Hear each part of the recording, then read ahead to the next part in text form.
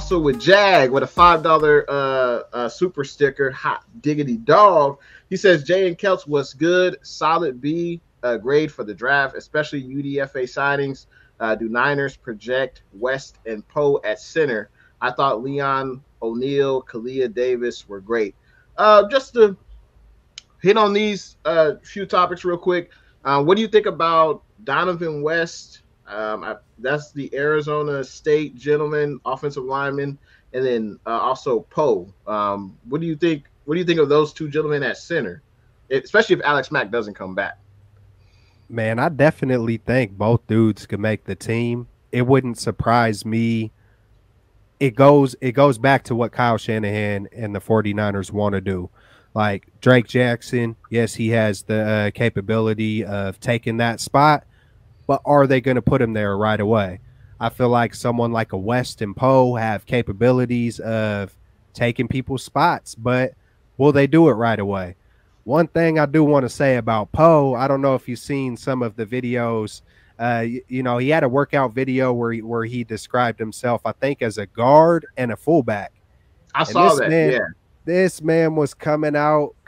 He was running routes. He was running little quick outs, and he was running little fades and other routes. Can you imagine him on the goal line? You line him up at fullback, man. That's that's what I put out in Twitter.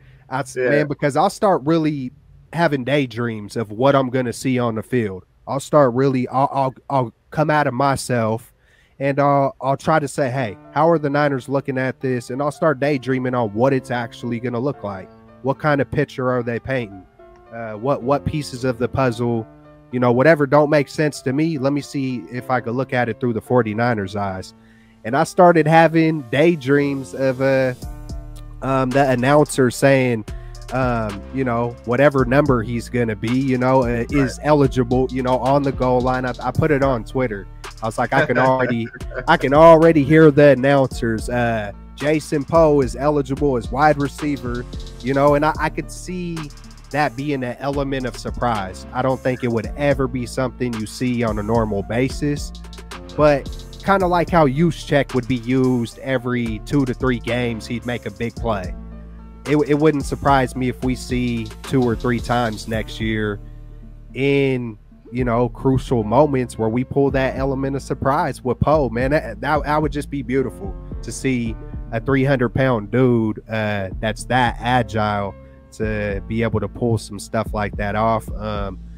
Man, and to comment on Leon, like, my God, man, I was so juiced. I didn't even know who he was. As soon as I seen him, I thought about Deshaun Goldston, and then I instantly started thinking about the NFL. Hopefully they compromise one day and change the rules from the hard hits and don't flat. Yeah, man, it's just super frustrating to see a player and a team get flagged. It's like, I just feel like they should fine him so it doesn't have any kind of outcome on the game or the player. But man, hey, that man Leon O'Neal, I think he could be special. Real talk. I think I seen somewhere else in the comment where someone said, do you see him being a diamond in the rough? I absolutely do. I think he could be, man, I think he could come and take a spot for sure.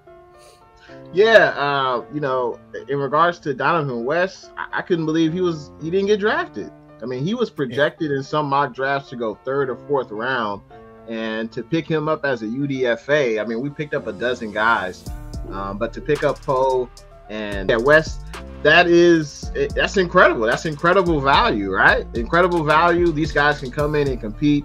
Obviously, we're going to need help on the interior offensive line, and the 49ers addressed that with the draft picks, the 2 tackles who can play guard, and also these gentlemen as well. So there's easily going to be a dozen offensive linemen, probably more, maybe a dozen to 15 offensive linemen in camp. So there'll be a ton of position. And I think Aaron Banks, I know you were a 2nd round pick last year, but there's nothing guaranteed, man, especially with these moves right here. He's going to have to rise his level of play. That's for sure, man. You better step up. You better step up. That's one of the things that I mentioned. That's one of the things I mentioned. We got 5 offensive linemen And the guy we didn't mention was Zakil, I think is how you say it. Yep. But you know, you bring in 5 hungry linemen, and every one of them that I've seen so far, they look like, you know, and then, you know, I'm sure we'll get into it. The other guy we picked up, man, hey, the competition is going to be real. You know, hopefully it rises everybody up. But when I seen us get 5 linemen, and especially the steals and, you know, the undrafted, like, my God, did we get some steals. But that made me think, hey, look, we are protecting our investment in Trey Lance. Right. I feel like a lot of this draft had to do with not just Debo, but Trey Lance. Like when it comes to the TDP, when it comes to Danny Gray, when it comes to the 5 offensive linemen, we are not going to set him up or our team up for failure. Like we are coming guns blazing.